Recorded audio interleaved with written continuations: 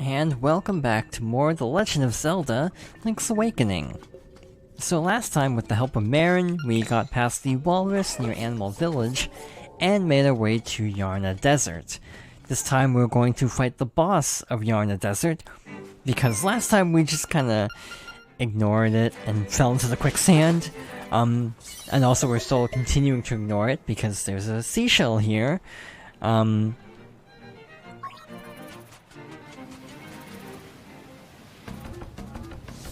Alright, so we have this enemy. I'm pretty sure this is the second boss of Link to the Past, the one of the desert temple in that game. Kind of a shame being turned into a mini-boss now, compared to, you know, full boss in the original. It's kind of weird how, like, a lot of Link to the Past enemies are just kind of sprinkled throughout the adventure. It's kind of an interesting way to go about it. Instead of having, you know, each dungeon have the same boss, effectively, in the same order. Because, like, Link Between Worlds kind of kept the boss order relatively similar. I am not good at fighting this enemy, by the way, in either game. Or in all three, potentially. I forget if this one is in Link Between Worlds, or just these two. So this is, yeah, Land Mola. I remember it, like, threw rocks at you in Link to the Past. Not sure if it does that in this game. I guess we'll find out. I like how it looks very mechanical in this game. Suits the kind of toy aesthetic nicely. I'd like to say I actually called something about the aesthetic of the game. When I saw the look of the game, I'm like, what if they're making it look like a toy world for the sake of amiibo? And I was actually kind of right, because they made a Link amiibo. I kind of was wondering about that. I kind of wish they'd gone farther. I would have been totally fine with a Marin amiibo, but I guess, like, what would you do with it? Is the conundrum. To be fair, how many people buy amiibo to actually use them in games? And how many people buy them because they look cool? And, you know, a lot of people do both. You got the Angler Key. So this is the key to the next dungeon. You know what time it is, right? It's time to completely ignore the fact that we just got the dungeon key and do a ton of side quests. In fact, there's an optional dungeon that we can do right now, and I think doing so will make things a whole lot easier. So we're actually going to do an entirely optional dungeon next, instead of progressing the main story. So, then a secret seashell. I am gonna be passing up a few items. By this point, you can actually get a piece of heart and seashell from Dampé by completing enough dungeon challenges. But for the sake of keeping things organized, I'm going to do those later, hoping I don't forget that I didn't do those yet. So we have a secret seashell prompt, but no real sign of a seashell if we dig the obvious spots. So what we actually do is take out the ocarina.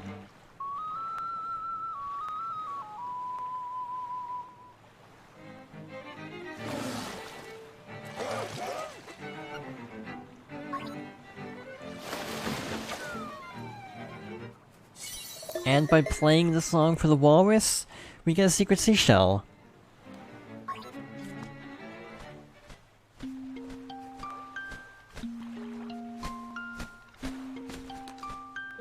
Hoot, the shape of the key shows a fish swimming up a cascade of water, going down to the mountain waterfall. A leap from the top, and you will reach your goal.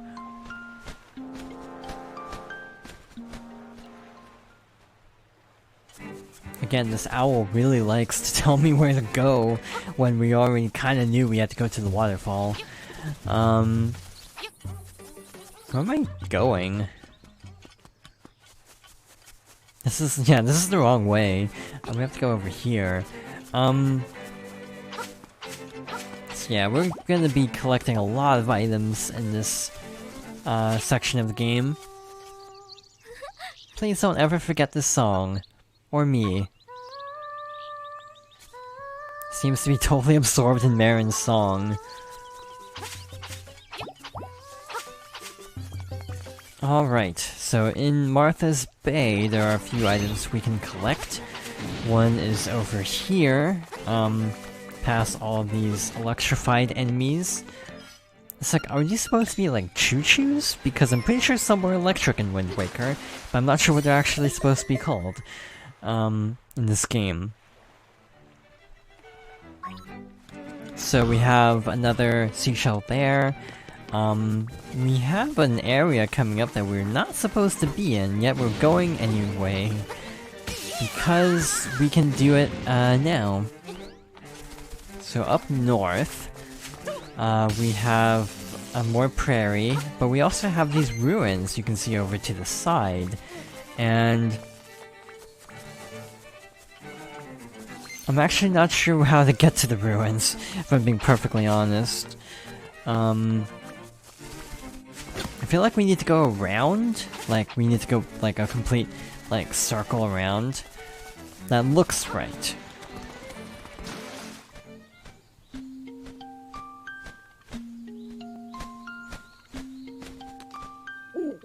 Hoot, there are two shrines, one to the north, the other to the south. First head south, where ancient ruins speak of the windfish. You will learn much there.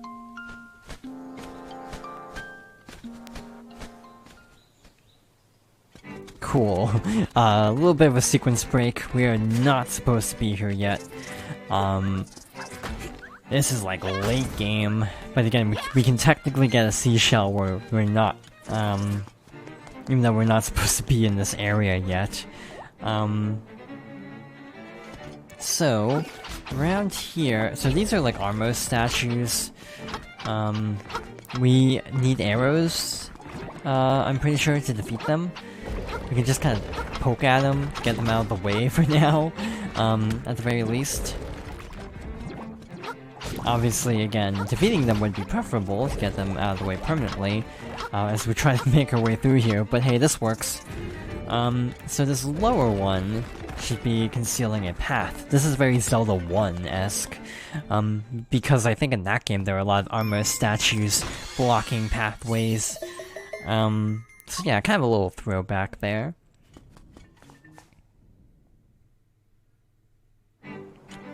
Alright, so now we have the fun task of getting out of the ancient ruins. I need to watch my health. I am playing very dangerously, and I shouldn't. I need to be a lot more careful, because again, you get a special reward for beating the game without dying. So I am very much cutting it close. Yeah, come over this way. No. Actually, no, this works. I can just push it this way. That'll be a lot faster. Ow. Yeah, I'm at 2 hearts. I need to be more careful. Or hope for a heart drop. Case in point. Okay, push this one all the way down to the middle. Again, having to kind of be inventive because we can't actually defeat these enemies. This is actually kind of fun. I don't think I did this early in my original playthrough. So it's actually kind of fun having to improvise like that. Reminder, in hero mode, you take double damage and enemies do not drop hearts. So yeah, the fairy bottles would obviously be much more helpful there than in this mode, where the fairy bottles are kind of not super helpful. So we have this little maze, but yeah, we're definitely not supposed to be here. In the upper right corner is our ultimate goal for now. I'm pretty sure this is actually kind of where we need to be, just not the right spot exactly. Anyway, got a secret seashell. So, according to the like, walkthrough I'm following for, you know, heart pieces and seashells, we could be getting an extra right now if we did the chamber dungeons. I'm going to opt to skip that for now, and hopefully I won't forget and be like, "Ah, why am I missing a heart piece?" later down the road. That's why I'm saying this out loud, actually, to help me remember, yes, I am going to be one behind where this guide says I should be for both, because I'm opting to skip the chamber dungeons for now. Ow. So, this is a great time to show this off. We can dash into trees. He picked up an apple, delicious and good for some hearts. So, if you ever need a quick heart refill, apples are a good way to just fill up a heart. If you see an apple tree, definitely dash into it. Our next stop is actually Mabe Village once again. If I can remember where Mabe Village is. Because I'm clearly turned around, actually. I know it's not that far, and this is kind of a waste of a warp, to be honest.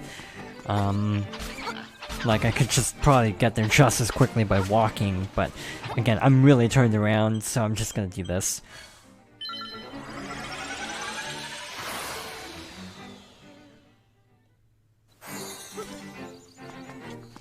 So, how do you feel about, the trendy game? Because we have to do more of that now.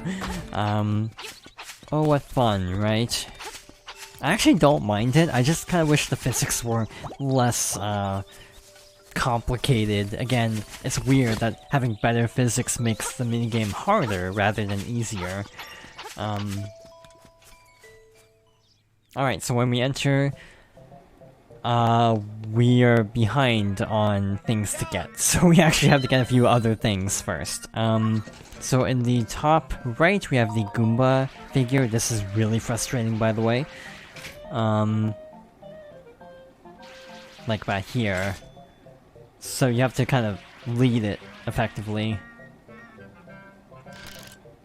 I'm amazed that actually worked.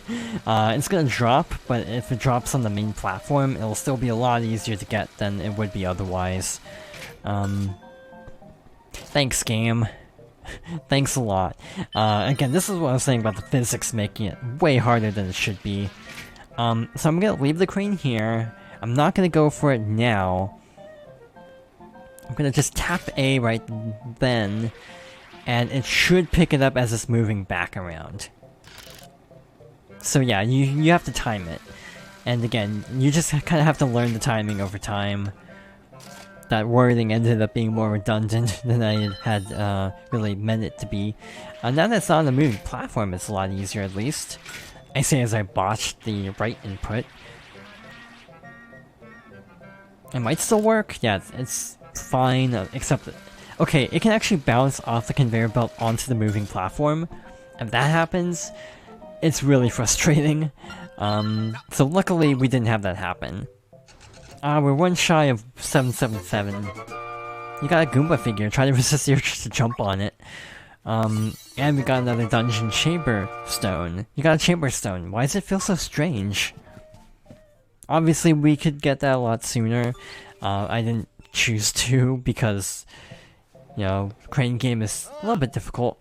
The best way to get rupees is actually the crane game and getting the purple rupee. So I'm gonna hold A and hope I don't drop an input, because sometimes that happens for me where I let go just enough to trigger it. That actually is too late. I need to release... Yeah, okay, it actually barely worked, but I have a feeling it might bounce out. I'm also pretty sure this heart piece is new, because I'm pretty sure this only had one originally.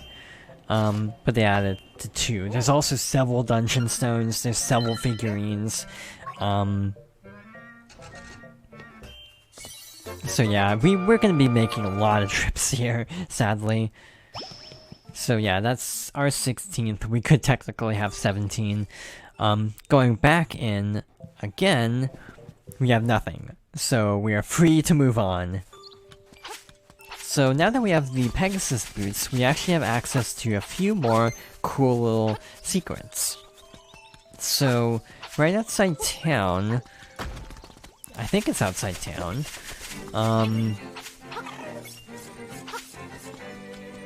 Maybe over here? Yeah, it's over here, I think. We have a seashell. So if we dash into this tree...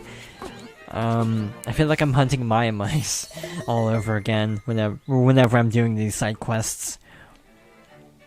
For context, Maya Mice being Link Between Worlds equivalent of the collectible that there's a lot of. In that case, there's 100 little, I think there's supposed to be like little octopi. Yeah, there's like 100 of them. And they actually upgrade your weapons, so compared to like Ocarina of Time, it actually is a lot more worthwhile going for them compared to like Skulltulas. Another reason I keep putting off doing Ocarina of Time is the Skulltula hunting taking forever in that game. Alright. Another secret seashell. And up here we have one more tree to look for. Down here, we had a radar go off last time. Again, I don't know if those are supposed to look like Gordos. They definitely do, though. Not that tree. Not this tree. One of these is the right one. Probably this one. There it is. Perfect. Got another secret seashell. So, there's another cool little secret we can do now that we have the Pegasus boots. We can go get something from the library. A little nod to A Link to the Past, where we had to dash into a wall to knock a book down. Guess what we have to do in this game? The Hidden Power of Color. Do you want to read this book? There's a new world of color under the 5 gravestones. 3, 4, 5, 2, 1. Try with all your might and you may open a new path. Are you worthy to receive the power of color? What's this world of color about? Maybe you should try it and see. Alright. So, we need to find whatever graveyard is being referred to. God, this music is like super peaceful. It's like really chill, and I like it.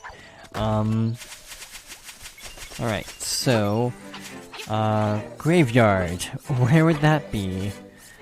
I know we've kind of passed through there before. I think it's close to the warp, if I'm not mistaken. I feel like directions are harder to give in this version because... Yeah, this is the wrong way. I feel like directions are harder to give in this version because in the old version you can be like, oh, go 3 screens in this direction. In this version you have to actually know your directions, basically. So it's a little more complicated. So yeah, I think it's up here. But I think...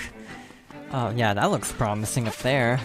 With that being taken care of, I am actually gonna leave the screen because I'm not gonna be able to do an outro with the repeatedly spawning zombies. So over here, we're gonna call it here for now and discover the world of color next time. So thank you for watching, and I hope you'll join me next time for more The Legend of Zelda: Link's Awakening.